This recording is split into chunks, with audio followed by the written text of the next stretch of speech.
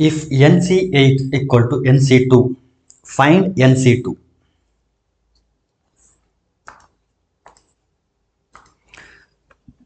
Andre, we have to find the value of n so that we can find NC2.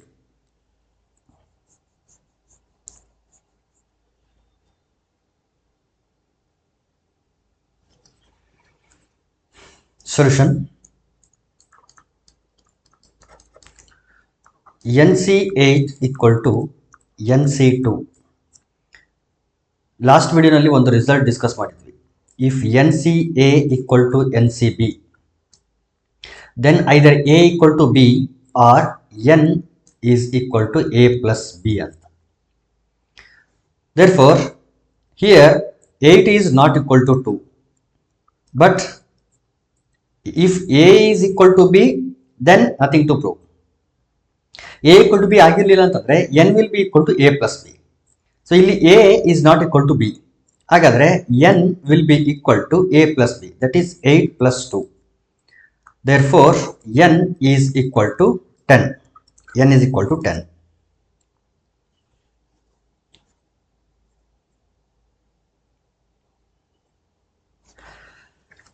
Permutation ಅಂತ ನಾವು discuss ಮಾಡಿದಾಗ ಅದನ್ನ formula use ಮಾಡಿ calculate ಮಾಡಲ್ಲ ಅಂತ ಹೇಳಿದ್ದೆ ನಾನು. 5p2 ಅಂತ ಇದ್ರೆ 5 ಇಂದ ಶುರು ಮಾಡಿ ಏನ್ ಮಾಡ್ತೀವಿ ಅಂತಂದ್ರೆ 2 ಟರ್ಮ್ಸ್ ವರೆಗೆ ಬರೀತೀವಿ. 5 into 4 ಈ ರೀತಿ ಬರೀತೀವಿ ಅಂತ. ಇಲ್ಲೂ ಕೂಡ ಅದೇ ರೀತಿ ಮಾಡ್ತೀವಿ ನಾವು. ಇಲ್ಲಿ n equal to 10 ಬಂತಲ್ಲ, ನಾವು NC2 ಫೈಂಡ್ ಮಾಡಬೇಕು ಅಂತಂದ್ರೆ ಅದರ ಅರ್ಥ we have to find 10C2 ಅಂತ. ಇಲ್ಲಿ ಆಕ್ಚುಲ್ ಆಗಿ ಫಾರ್ಮುಲಾ ಪ್ರಕಾರ ಏನಾದರೂ ಹೋದ್ರೆ 10 factorial divided by 10 minus 2 factorial into 2 factorial ಅಂತ ಬರೀಬೇಕು. ಅಂದ್ರೆ ಫಾರ್ಮುಲಾ ಇದೆ NCR equal to n factorial divided by n minus r factorial into r factorial ಅಂತ. ಯಾವ ರೀತಿ ನಾವು NPR ನ ಡೈರೆಕ್ಟ್ ಆಗಿ ಈ ಮೆಥಡ್ ಇಂದ ಸಾಲ್ವ್ ಮಾಡ್ತೀವಲ್ಲ, ಅದೇ ರೀತಿ ಇಲ್ಲೂ ಕೂಡ ನಾವು ಈ ರೀತಿ ಸಿಂಪ್ಲಿಫೈ ಮಾಡುವಾಗ ಇಷ್ಟೆಲ್ಲ ಬರ್ಕೊಂಡು ಸಿಂಪ್ಲಿಫೈ ಮಾಡಲ್ಲ. ನಾವೇನ್ ಮಾಡ್ತೀವಿ ಅಂತಂದ್ರೆ ಇಲ್ಲಿ 10C2 ಅಂತ ಬಂದ್ರೆ 10 ಇಂದ ಶುರು ಮಾಡಿ 2 ಟರ್ಮ್ಸ್ ನ ಬರೀತೀವಿ. 10 into 9 ಅಂತ. ಕೆಳಗಡೆ ಇಲ್ಲಿ r ಪ್ಲೇಸ್ ಅಲ್ಲಿ ಏನಿರುತ್ತಲ್ಲ ಅದನ್ನ ಒಂದೊಂದೇ ಡಿಕ್ರೀಸ್ ಮಾಡ್ತಾ 1 ವರೆಗೆ ಬರೀತಾ ಹೋಗ್ತೀವಿ. ಇಲ್ಲಿ 2 ಇದೆ ಅಂತಂದ್ರೆ 2 into 1 ಅಂದ್ರೆ n ಪ್ಲೇಸ್ ಅಲ್ಲಿ ಇರೋದನ್ನ ಡಿಕ್ರೀಸ್ ಮಾಡ್ತಾ ಬರೀಬೇಕು. ಎಷ್ಟುವರೆಗೆ ಬರೀಬೇಕು ಅಂತಂದ್ರೆ ಇಲ್ಲಿ r ಪ್ಲೇಸ್ ಅಲ್ಲಿ ಎಷ್ಟು ನಂಬರ್ ಇರುತ್ತಲ್ಲ ಅಷ್ಟು ಟರ್ಮ್ಸ್ ಬರೀಬೇಕು. ಇಲ್ಲಿ 2 ಇದೆ ಅಂತಂದ್ರೆ 2 ಟರ್ಮ್ಸ್ ಬರೀಬೇಕು. 2 ಬರೋವರೆಗೆಲ್ಲ 2 ಟರ್ಮ್ಸ್. ಅದು ನ್ಯೂಮರೇಟರ್. ಡಿನಾಮಿನೇಟರ್ ಏನ್ ಮಾಡ್ಬೇಕು ಅಂದ್ರೆ ಇಲ್ಲಿ r ಪ್ಲೇಸ್ ಅಲ್ಲಿ ಏನಿರುತ್ತಲ್ಲ ಅದರ ಫ್ಯಾಕ್ಟೋರಿಯಲ್ ಬರೀಬೇಕು. ಯಾಕಿದು ಮತ್ತೆ ಇದು ಹೆಂಗ್ ವರ್ಕ್ ಆಗುತ್ತೆ ಅಂತಂದ್ರೆ ನಿಮ್ಗೆ ಗೊತ್ತಿರಬೇಕು NCR ಅಂತಂದ್ರೆ NPR divided by r factorial ಅಂತಿದೆ. ಇದು ಎಲ್ಲಿಂದ ಬರುತ್ತೆ ಅಂದ್ರೆ ಈ ಫಾರ್ಮುಲಾದಿಂದ. ಅಥವಾ NCR ಮತ್ತು NPR ನಡುವೆ ರಿಲೇಷನ್ ನಾವು ಹೇಳಬೇಕಾದ್ರೆ ಈ ಫಾರ್ಮುಲಾ ಹೇಳಿದ್ವಿ. NCR equal to NPR divide by r factorial ಅಂತ. ಈ ಫಾರ್ಮುಲಾ ನಾವೇನಾದ್ರೂ ಇಲ್ಲಿ ಅಪ್ಲೈ ಮಾಡಿದ್ರೆ 10C2 ಅಂತಂದ್ರೆ 10P2 ಡಿವೈಡೆಡ್ ಬೈ 2 ಫ್ಯಾಕ್ಟೋರಿಯಲ್ ಆಗುತ್ತೆ. 10P2 ಅಂತಂದ್ರೆ 10 ಇಂದ ಶುರು ಮಾಡಬೇಕು, 2 ಟರ್ಮ್ಸ್ ಬರೀಬೇಕು. 10 into 9 ಅಂತ. ಕೆಳಗಡೆ 2 ಫ್ಯಾಕ್ಟೋರಿಯಲ್ ಇದೆ. 2 ಎಲ್ಲಿದೆ? r ಪ್ಲೇಸ್ ಅಲ್ಲಿ ಇದೆ. 2 ಫ್ಯಾಕ್ಟೋರಿಯಲ್ ಅಂದ್ರೆ 2 into 1. ಇದನ್ನೇನೆ ನಾನಿಲ್ಲಿ ಹೇಳ್ತಾ ಇರೋದು. ಸೊ ಈ ರೀತಿ ಏನಾದರೂ ಸಿಂಪ್ಲಿಫಿಕೇಶನ್ ಕೊಟ್ರೆ ನಾವೇನ್ ಮಾಡಬೇಕು ಅಂತಂದ್ರೆ ಈ ಫಾರ್ಮುಲಾ ಎಲ್ಲನೂ ಬರೆಯೋ ಬದಲಿಗೆ ಈ ರೀತಿ ಬರಿಬೇಕು. ಯಾವ ರೀತಿ ಅಂದ್ರೆ n ನಲ್ಲಿರ್ತಕ್ಕಂಥ ವ್ಯಾಲ್ಯೂನ ಒಂದೊಂದೇ ವ್ಯಾಲ್ಯೂ ಡಿಕ್ರೀಸ್ ಮಾಡ್ತಾ r ಪ್ಲೇಸ್ ಅಲ್ಲಿ ಎಷ್ಟು ನಂಬರ್ ಕೊಟ್ಟಿರ್ತಾರೋ ಅಷ್ಟು ಟರ್ಮ್ಸ್ ಗಳನ್ನ ಬರೀಬೇಕು. ಡಿವೈಡೆಡ್ ಬೈ ಇಲ್ಲಿ r ಪ್ಲೇಸ್ ಅಲ್ಲಿ ಯಾವ ಕ್ವಾಂಟಿಟಿ ಇದೆಯೋ ಅದನ್ನ ಒಂದೊಂದೇ ಡಿಕ್ರೀಸ್ ಮಾಡ್ತಾ ಹೋಗ್ಬೇಕು. 1 ವರೆಗೆ ಅಂದ್ರೆ r ಫ್ಯಾಕ್ಟೋರಿಯಲ್ ಬರೀಬೇಕು. So 2 1s are 2 5s are 10, 5 9s are 45. therefore 10C2 equal to 45. ಹೀಗೆ ನಾನು ಹೇಳಿದೆ, ಆನ್ಸರ್ ಸಿಕ್ಕಿದೆ. ಇದಕ್ಕೆ ಈ ಕ್ವಶನ್ ಮುಗೀತು. ಈಗೇನು ನಾನು ಹೇಳಿದ್ದೀನಿ ಇದು ಸ್ವಲ್ಪ ನಿಮಗೆ ಪ್ರಾಕ್ಟೀಸ್ ಆಗಲಿ ಅನ್ನೋ ಕಾರಣಕ್ಕೆ ಇನ್ನೊಂದೆರಡು ಎಕ್ಸಾಂಪಲ್ ತಗೊಳ್ತೀನಿ ನಾನು. 9C5 ಅಂತ ಇದೆ ಅನ್ಕೊಳ್ರಿ. 9C5 ಇದೆ. 9C5 ಇದ್ರೆ ಇದನ್ನ 9C4 ಅಂತ ಬರ್ಕೊಳ್ರಿ. ಯಾಕೆ ನಾನು 4 ಬರ್ದೆ ಅಂತಂದ್ರೆ ನಮಗೆ ಒಂದು ರಿಸಲ್ಟ್ ಗೊತ್ತಿದೆ, ಏನಂದ್ರೆ N C R equal to N C N minus R ಅಂತ. ಇಲ್ಲಿ 9C5 ಅಂತ ಇದ್ರೆ 9C 9 ಮೈನಸ್ 5 ಅಂತ ಬರಿಬಹುದು. 9 ಮೈನಸ್ 5 ಈಸ್ ನಥಿಂಗ್ ಬಟ್ 4. ಹಾಗಾಗಿ 9C5 can be return as 9C4. ಹೀಗೆ ಫಾರ್ಮುಲಾನ ಯೂಸ್ ಮಾಡಲಾರ್ದೇನೆ ಹೀಗೆ ನಾನು ಮೆಥಡ್ ಹೇಳಿದೆ, ಆ ಮೆಥಡ್ ಅಪ್ಲೈ ಮಾಡಿದ್ರೆ 9 ಇಂದ ಶುರು ಮಾಡಬೇಕು. ಎಷ್ಟು ಟರ್ಮ್ಸ್ ಬರಿಬೇಕು ಅಂದ್ರೆ ಡಿಕ್ರೀಸ್ ಮಾಡ್ತಾ 4 ಟರ್ಮ್ಸ್ ಬರಿಬೇಕು. 9 8 7 6 ಡಿವೈಡೆಡ್ ಬೈ, ಈಗ 4 ಅಲ್ಲಿಂದ ಶುರು ಮಾಡಿ 1 ವರೆಗೆ ಡಿಕ್ರೀಸ್ ಮಾಡ್ತಾ ಹೋಗೋದು. 4 ಇಂಟು 3 ಇಂಟು 2 ಇಂಟು 1, ಇದನ್ನ 1 ವರೆಗೂ ಡಿಕ್ರೀಸ್ ಮಾಡಬೇಕು. Nothing but 4 factorial. 4 2s 8, ಇದೊಂದು 8, 3 1s 3 2s. ಉಳಿದಿದ್ದ ನಂಬರ್ಗಳನ್ನ ಮಲ್ಟಿಪ್ಲೈ ಮಾಡಿ ನಿಮಗೆ 9C4 ವ್ಯಾಲ್ಯೂ ಸಿಗುತ್ತೆ. 9C4 is nothing but 9C5, so 9C5 value ನಿಮಗೆ ಸಿಗುತ್ತೆ ಅಂತ. ಈ ರೀತಿ ಏನ್ ಮಾಡಬೇಕು ಅಂದ್ರೆ ವಿತೌಟ್ ಅಪ್ಲೈಯಿಂಗ್ ಫಾರ್ಮುಲಾ ನಾವು ಸಿಂಪ್ಲಿಫೈ ಮಾಡಬಹುದು. ಓಕೆ, ನೆಕ್ಸ್ಟ್ ಕ್ವಶನ್ ಹೋಗೋಣ. Determine n if 2nC3 is to nC3 equals to 12:1 ratio ಕೊಟ್ಟಿದ್ದಾರೆ. ಅಲ್ಲಿ n ಪ್ಲೇಸ್ ಅಲ್ಲಿ 2n ಇದೆ, ಇನ್ನೊಂದು ಟರ್ಮ್ ಅಲ್ಲಿ n ಇದೆ, r ಪ್ಲೇಸ್ ಅಲ್ಲಿ 3 ಇದೆ. ಸೊ ಇಷ್ಟನ್ನು ಯೂಸ್ ಮಾಡಿ ನಾವೇನ್ ಮಾಡಬೇಕು ಅಂದ್ರೆ n ವ್ಯಾಲ್ಯೂನ ಫೈಂಡ್ ಮಾಡಬೇಕು. ಈ ಫಸ್ಟ್ ಕ್ವಶನ್ ಸಾಲ್ವ್ ಮಾಡೋಣ. ಇಲ್ಲಿ ರೇಷಿಯೋ ಇರೋದ್ರಿಂದ ನಾವು ಅದನ್ನ ಫ್ರಾಕ್ಷನ್ ಫಾರ್ಮ್ ಅಲ್ಲಿ ಬರ್ಕೊಳ್ಬಹುದು. 2nC3 divided by nC3.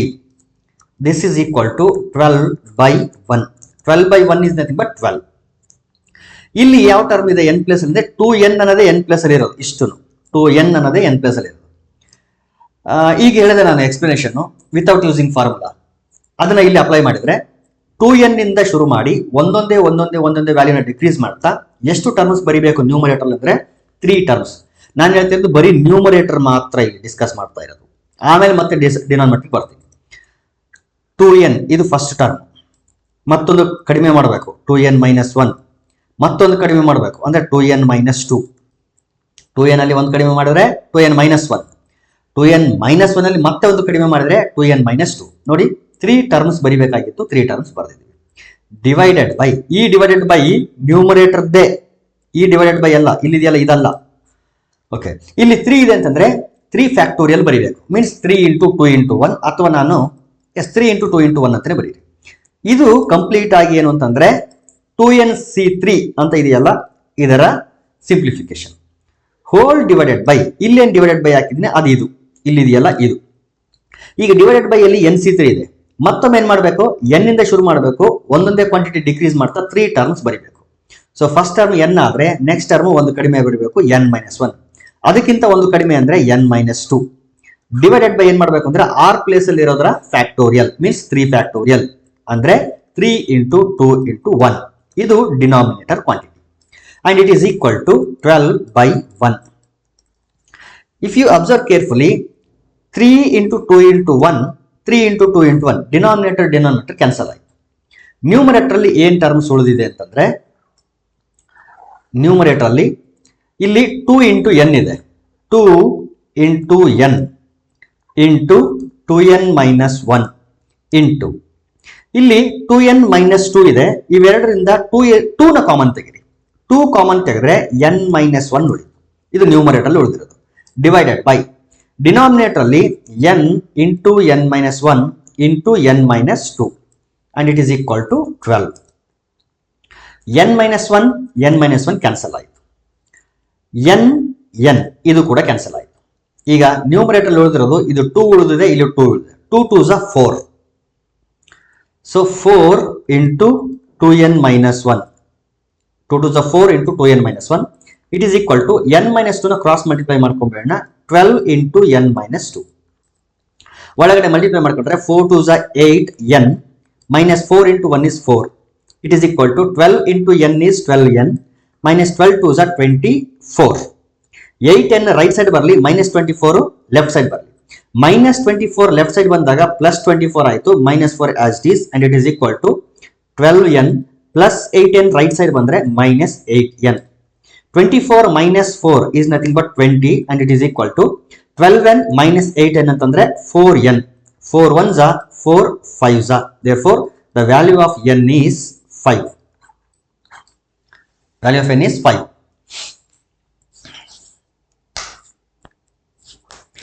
Similarly, we shall solve next question. ಇಲ್ಲೂ ಕೂಡ 2nc3 nc3 ನೇ ಇರೋದ್ರಿಂದ ಲೆಫ್ಟ್ ಸೈಡ್ ಎಕ್ಸ್ಪ್ಲೇಷನ್ ಸೇಮ್ ಇರುತ್ತೆ, ರೈಟ್ ಸೈಡ್ ಮಾತ್ರ ಚೇಂಜ್ ಆಗುತ್ತೆ. ಹಾಗಾಗಿ ನಾನೇನ್ ಮಾಡ್ತೀನಿ ಅಂತಂದ್ರೆ ರೈಟ್ ಸೈಡ್ ಸ್ವಲ್ಪ ಚೇಂಜಸ್ ಮಾಡ್ಕೊಳ್ತೀನಿ, ಉಳಿದೆಲ್ಲ explanation as it is. Okay, ಇಲ್ಲಿಂದ ಚೇಂಜ್ ಆಗುತ್ತೆ, ಯಾಕಂದ್ರೆ ಲೆಫ್ಟ್ ಸೈಡ್ ಅಲ್ಲಿ ರೇಷಿಯೋ ಸೇಮ್ ಅದೇ ಇದೆ, so same explanation.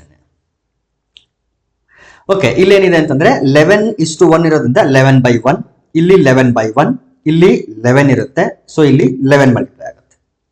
11 into n is 11n minus 11 2s are 22. minus 22 left side ಬರಲಿ, ಪ್ಲಸ್ 22 ಆಗುತ್ತೆ. Plus 22 minus 4 and it is equal to 11n plus 8n. Right side ಬಂದ್ರೆ minus 8n. 22 minus 4 ಅಂದ್ರೆ 18 and it is equal to 11n minus 8n is 3n.